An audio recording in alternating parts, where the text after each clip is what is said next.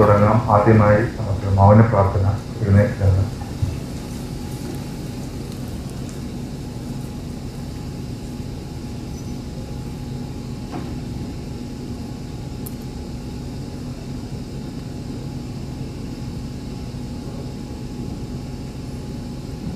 Thank you.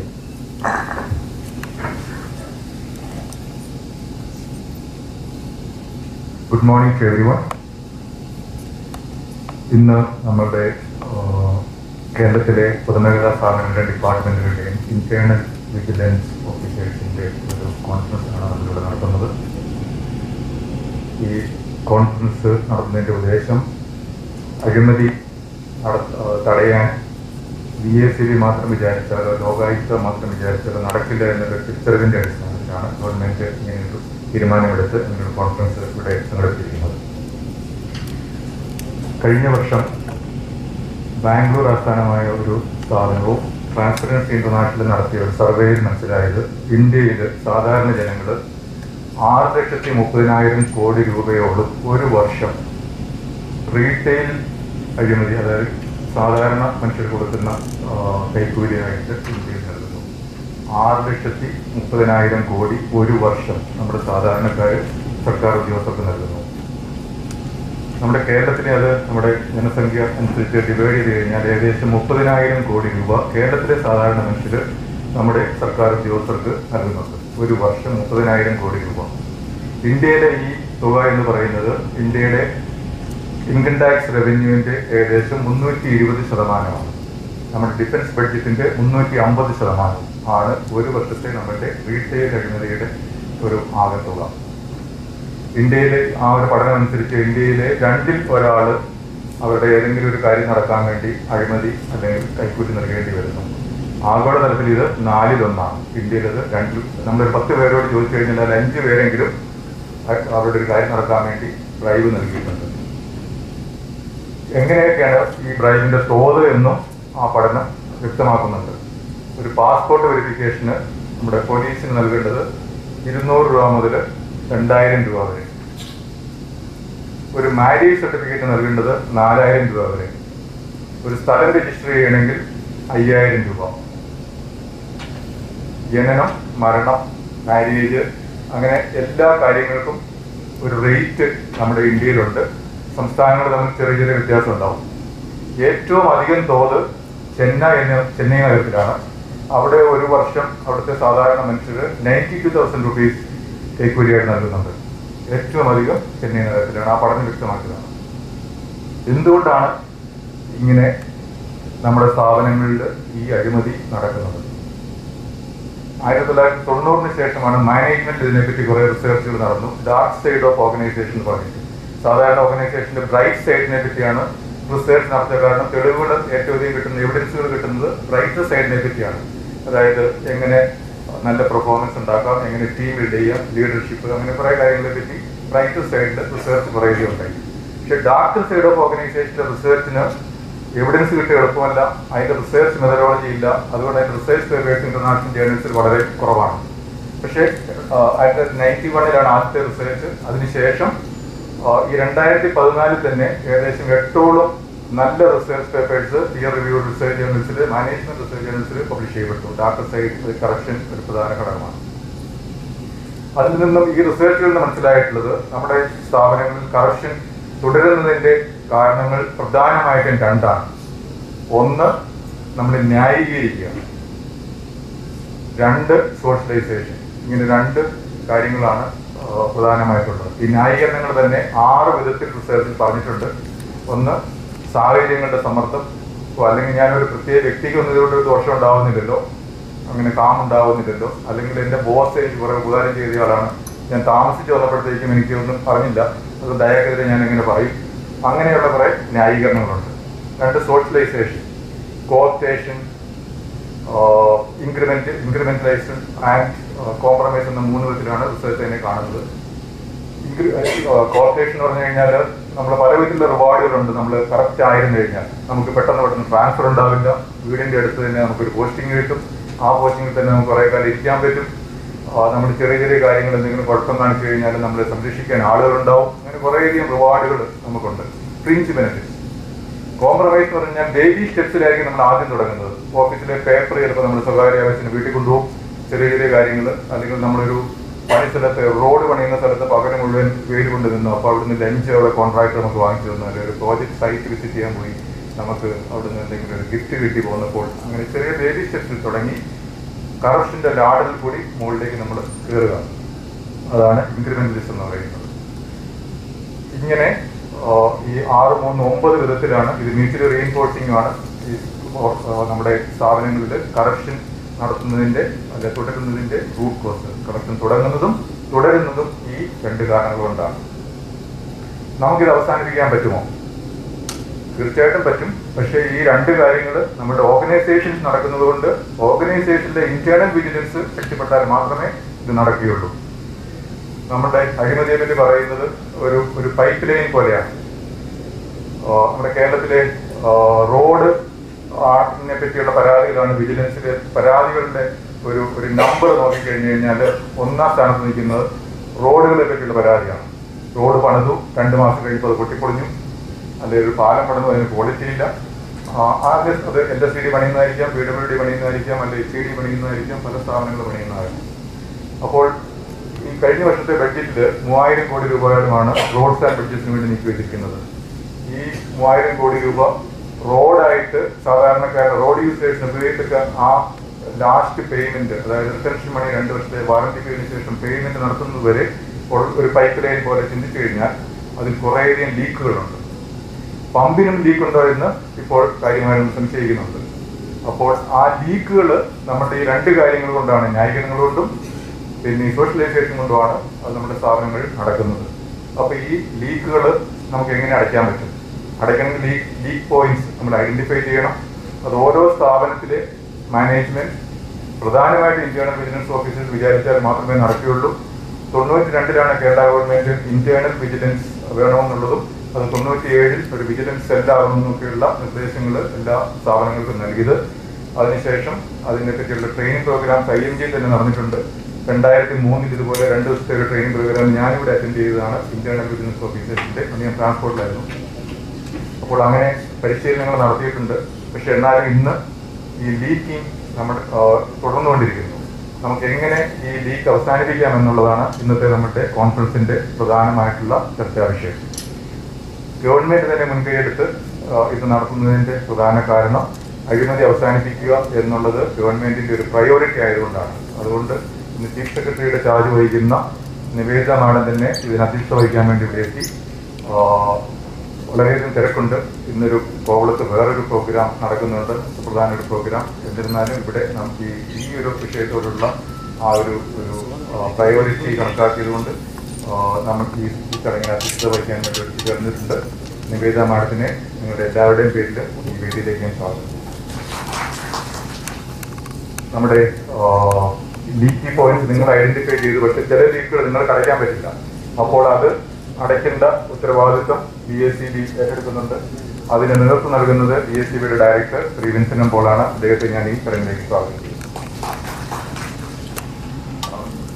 ദക്ഷിണ ഇടുക്കി മുതൽ ട്രിവാൻഡ്രം വരെയുള്ള ഈ വിജിലൻസിന്റെ കോർഡിനേഷൻ നടത്തുന്നത് ADGP വിജയാനന്ദാണ്. വിജയാനന്ദനെ ഞാൻ വേദിയിലേക്ക് സ്വാഗതം ചെയ്യുന്നു. വേദിയിൽ ഫോറസ്റ്റ് ഡിപ്പാർട്ട്മെന്റിന്റെ principal chief conservator of forest vigilance Surendrakumar, അദ്ദേഹത്തെ ഞാൻ ഈ ഇതിലേക്ക് സ്വാഗതം ചെയ്യുന്നു. മിനിസ്റ്റർ ഉടനെ തന്നെ എത്തിച്ചേരും, വേറൊരു ഫംഗ്ഷനിലായതുകൊണ്ടാണ്. അതുകൊണ്ട് നമുക്ക് തുടങ്ങാം.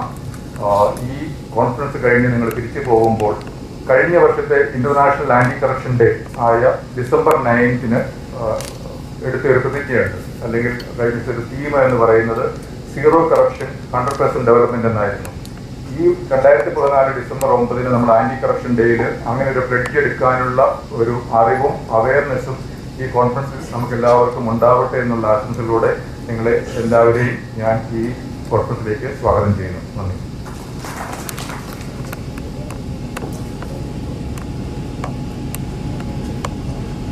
ഈ യോഗത്തിൽ അധ്യക്ഷം വഹിക്കുന്ന ശ്രീമതി നിവേദിത ഹരൻ മാഡത്തിനെ നിങ്ങൾ അധ്യക്ഷനെ വിളിക്കുന്ന കാരണം മാഡത്തിന് ഉടനെ വേറൊരു ഫംഗ്ഷൻ അറ്റൻഡ് ചെയ്യേണ്ടതുണ്ട്. മാഡത്തിന്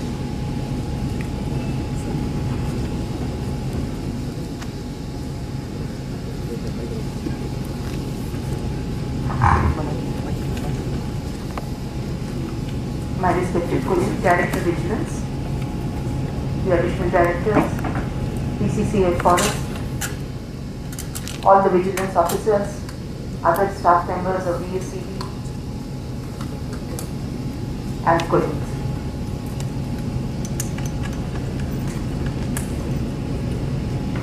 After I have taken over as Home Secretary, this is the second conference of vigilance officers that I am attending.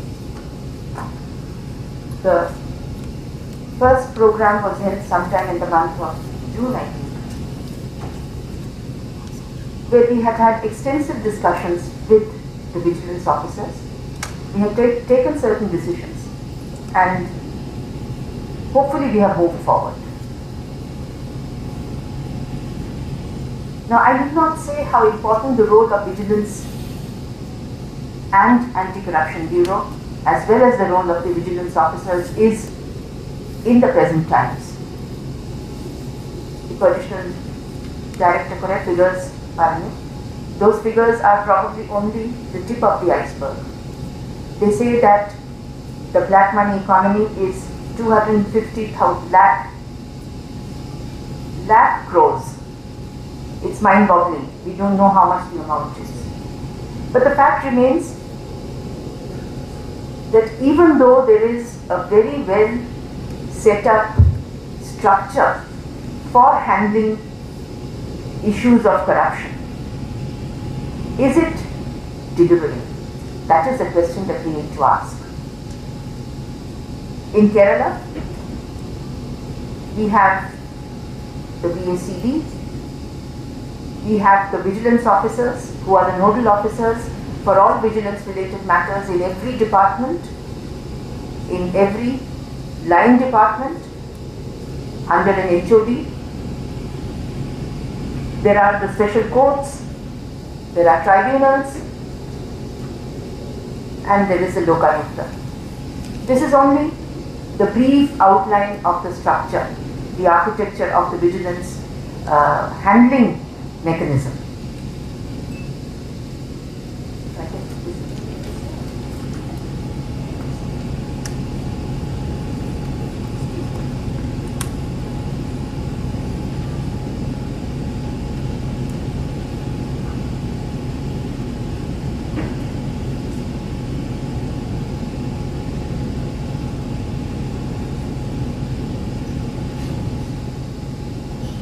My apologies. So corruption is eating into the base of our economy, it's vitiating our society, it's taking away values from our lives. So where are we heading? When Transparency International rates India as one of the most corrupt countries, I think we are 120th or 112th in the world. I think it is time that we sat up. We woke up and sat up. There is something drastically wrong. Now you may ask, so what? Corruption has become a part of life.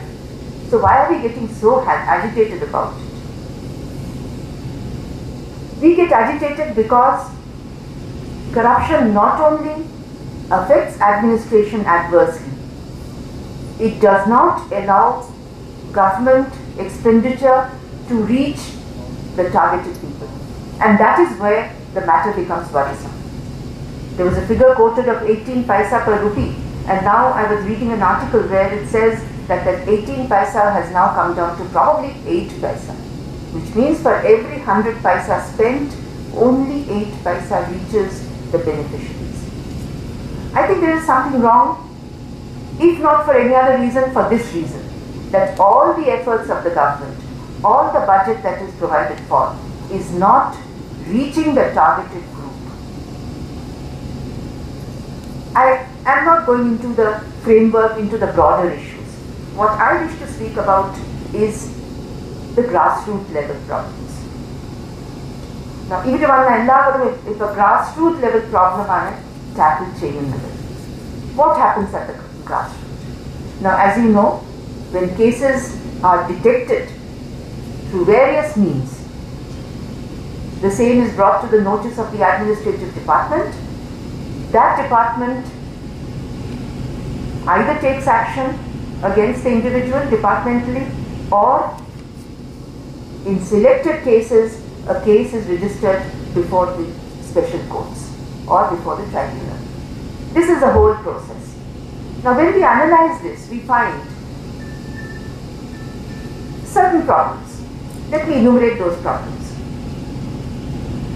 The biggest problem we find is that because of the multiplicity of agencies and lack of coordination between these agencies,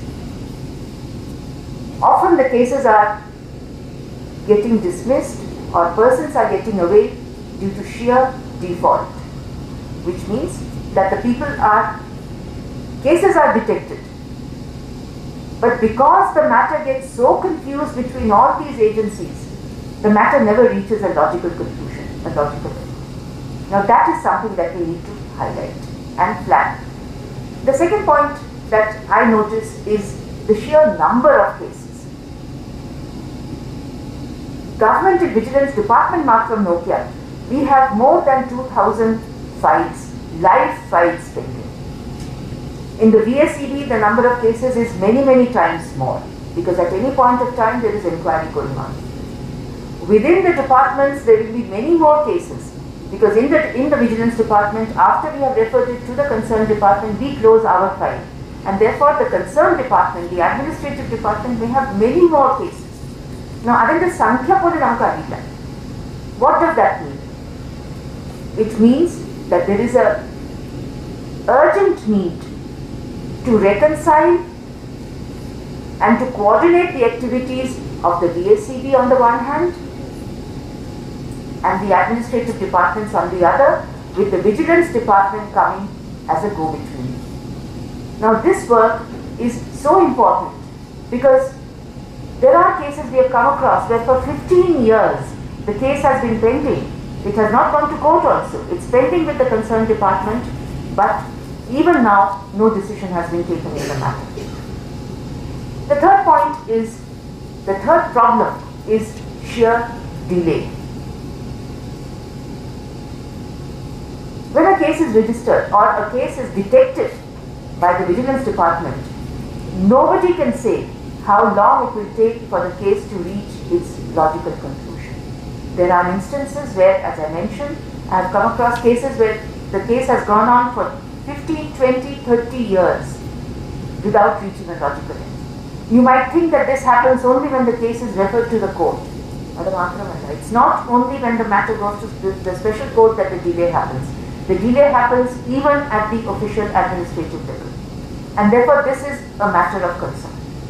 Now what have we tried to do in the last many months, let's say last 2 years? And what is it that we need to do? That is what I would like to highlight.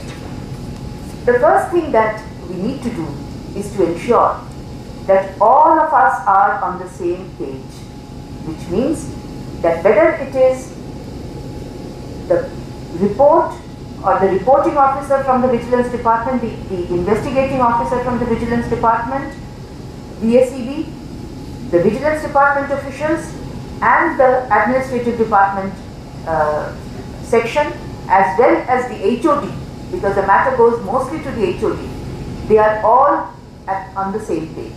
What does it mean to be on the same page? It means that all the details of your cases are known to each of these levels, each of these agencies. This is important because at present, as I said earlier, there is no reconciliation and nobody knows whether a case which has resulted from a quick verification or an inspection by the Vigilance Department has actually led to a conclusion. Now this is also important because we need to ensure that we differentiate the small, petty, minor cases from the major cases. There are cases of simple absentee of a person. Now the inspection nagatiya samete office is hajirilla and therefore action is taken against the person. That I would say is a very small, petty case. If a person reaches office at 11 o'clock, yes, it's a violation, but it's a small case. 2 cases where person has been caught red-handed with 2 lakh rupees in his hand in a suitcase. Now this is a distinction that should come at every level, because unless we learn to distinguish and differentiate the chaff from the wheat, we are going to waste our time in handling cases which are not really that important. And therefore, one of the decisions that we had taken, and the minister had also agreed, when he comes he will probably mention that minor cases as far as possible should be left to the department to handle. Because once it is detected, the vigilance informs us and we inform the administrative department. The administrative department should initiate action against the officials concerned and take disciplinary action against him or her. I think that should be the guideline. Where, insofar as the major cases are concerned, these are cases which involve filing of charge sheet before the special court, ensuring that prosecution sanction is given, ensuring that the case is properly the prosecution is done in a proper manner, and a decision comes at the earliest possible date. Now these are cases which require that the department concerned also follows up, because in many cases the department is also a party in the matter. In fact, in all cases the department will also be a party in the case, and it is necessary that the concerned officer in the department, whether it is the HOD or the secretary concerned, are involved, pursue and ensure all necessary data information is given to the prosecuting agency. The next point that I would like to mention, and I just want to go back to that and mention, for this purpose we have started the process whereby the vigilance, all the cases in the VSEB, the list of those cases in a required format has been collected by the department, and the department has now sent these cases to the concerned administrative department to verify, add, delete, put in their remarks and return to us. Within 15 ദിവസം നമ്മൾ തിരിച്ചു അയക്കാൻ പറഞ്ഞിരുന്നു, but I understand, my joint secretary is present here with the other staff members, that we still have to get it from these departments. I request the vigilance officers present here, the nodal officers, to go back and ensure that these are sent back to the vigilance department at the earliest possible within 1 week. Because the moment we get your response, we will then ensure that we share this with the VSCB, so that we then have a master list of all vigilance cases with all of us. So we are all on the same page. That is what I mean when I say this phrase. The second thing that I would like to harp upon, and I want to mention, is the time-bound disposal of cases. I mentioned earlier that there are cases which are pending for decades. Another part in that. In the case of vigilance, let alone for any disciplinary matter, a delay means justice is being denied. Justice is being denied not only to the persons who were affected by that act of the official, but also justice is being denied to the official also. Because a person is not guilty until he is proved to be guilty. And until he is proved to be guilty, that sword remains hanging over his head. And therefore, it is in our interest, it is in the interest of the officials who are accused, that we dispose of cases within a time limit.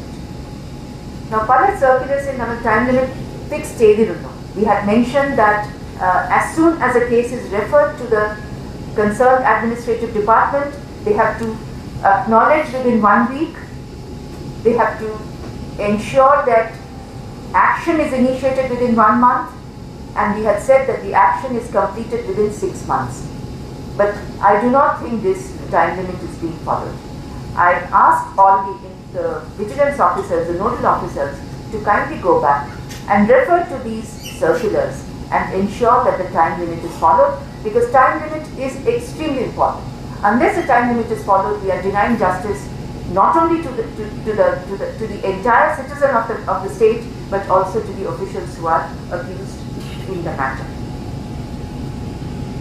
The third thing that I want to highlight, and which I think is very important, is, as was mentioned in the welcome speech also, cases happen And when they happen, which have a vigilance angle, can be of two types. Either they can be simple cases of everyday violation of administrative rules, etc. Or it could be happening because there is a defect in the system. Now, it is necessary in order to ensure that corruption levels are restricted, are limited, and we reach zero corruption, hopefully at some point of time, we must ensure that both these angles are tackled, which means that individual cases which arise because of violation of existing rules, procedures, statutes, etc. are of course handled. These are the simpler cases. But there are cases which are coming up because within the system there is a systemic defect. I can give you many examples. For instance, we were discussing the issue of setting up of a common composite, what do you call that?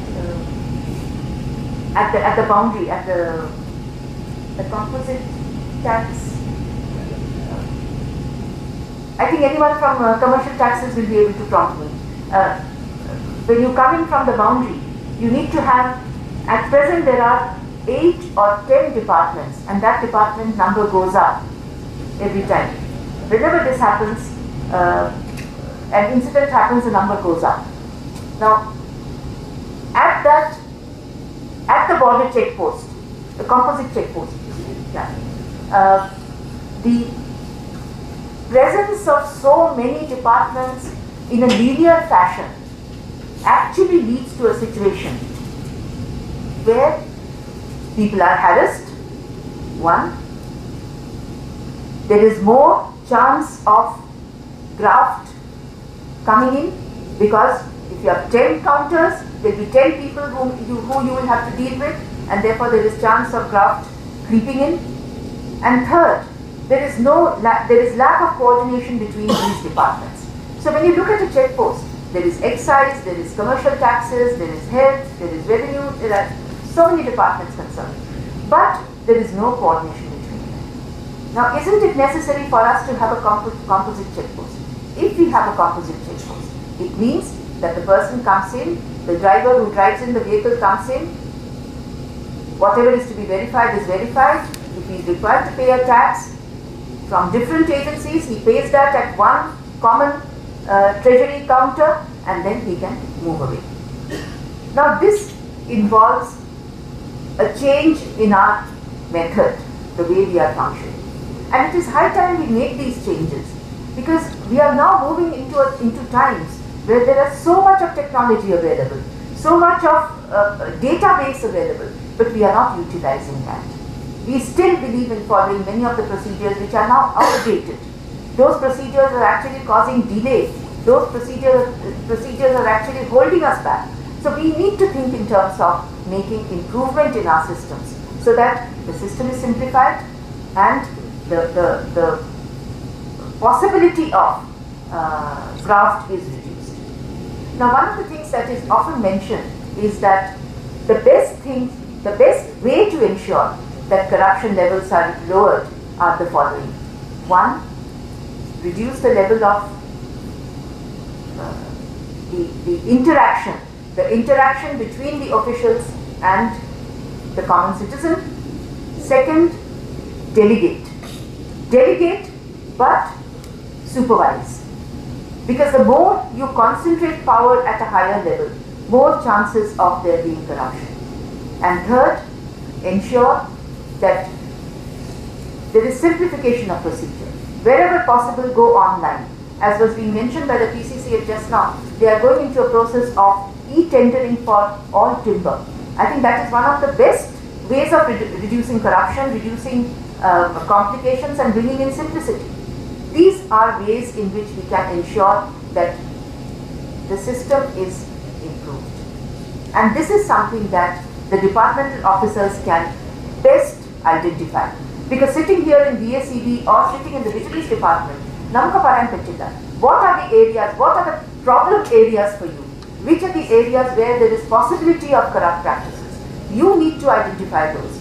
and ensure that those changes are brought about so that this process can be simplified, improved and made streamlined.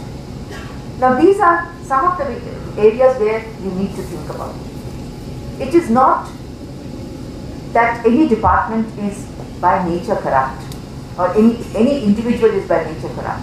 I think it is, there are certain people who are taking advantage of the defects in the system, of lack of supervision or advantage of the powers that are delegated to them. And we must ensure that our laws are such that this is detected automatically.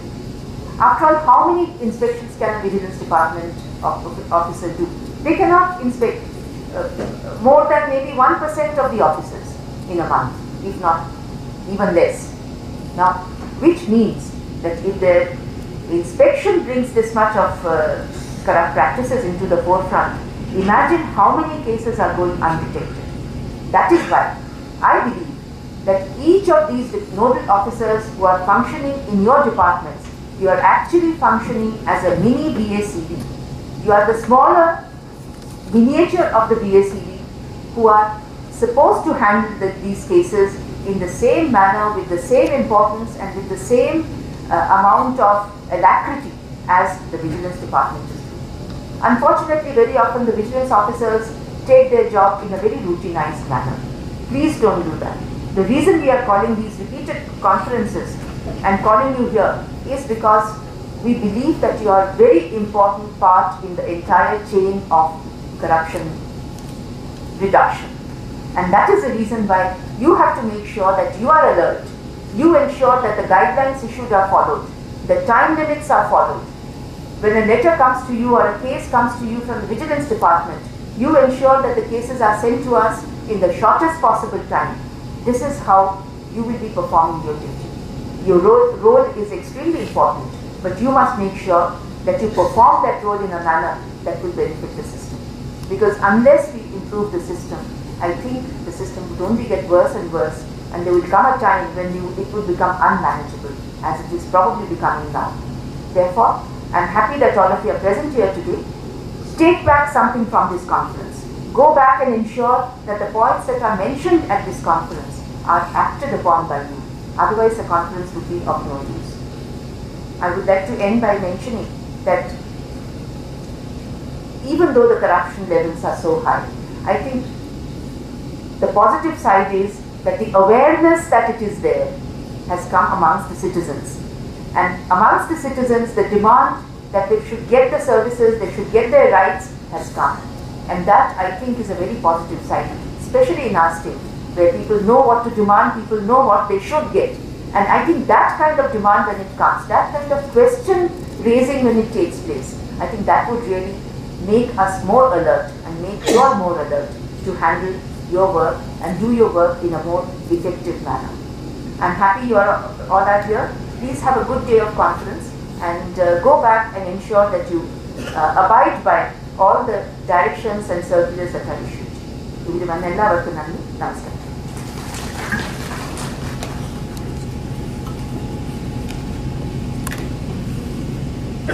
Now I request Mr. Surendra Kumar IFS, PCC of Vigilance, to tell us the initiatives his department is taking to weed out zero corruption and 100% funds reaching the field.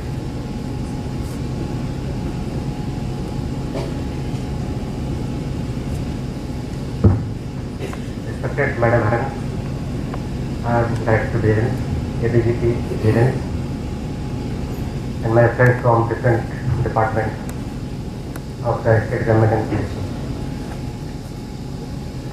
Actually, I joined only last week in Vigilance department, and nothing much to share with you. Only very few random thoughts. Actually, I came here, I thought that this conference is especially designed for me because I just joined and this conference is there.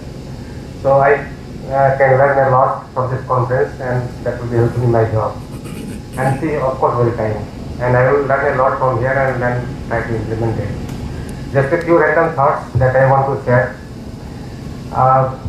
What I feel is Just I'll give you an example. In a few decades back in Britain, when a theft was committed and the thief was caught, then the punishment was that his hands will be chopped off. And this whole execution was taking place on in the common ground where people assembled to watch this sort of punishment. And among the crowd, when this execution will be going on, among the crowd also some person's pocket will be picked. So thieves are so committed, they do not bother about the punishment. And human beings, I feel that they are ingrained in such a way, as long as the system will be there will be some level of corruption. But that doesn't mean that we will be keeping our hands off and seeing it in an indifferent way. We must take action, but with the commitment of that thief, or much more than that thief. So that commitment we should have among we vigilance officers, and then only we can perhaps prevent it. And before coming to the vigilance department, I started one that Madam Mahan just now she mentioned that we are forest department is starting e-auction of timber from all our sale depots. So not only it will interest you from the point of view of vigilance, even as a consumer I am informing you that if you are trying to purchase some timber from the forest department, you can log on and you can purchase online. There is no need of going through hassles of going to the depot and or going to some timber merchant and paying hefty prices. So this one important point of correction in the department, that before coming to vigilance I have ensured that there will not be any cartel formation in auctions of timber, and we will be doing it in the most transparent way. So only with these words, because I have nothing much to share right now, I will try to learn just like you. Thanks a lot.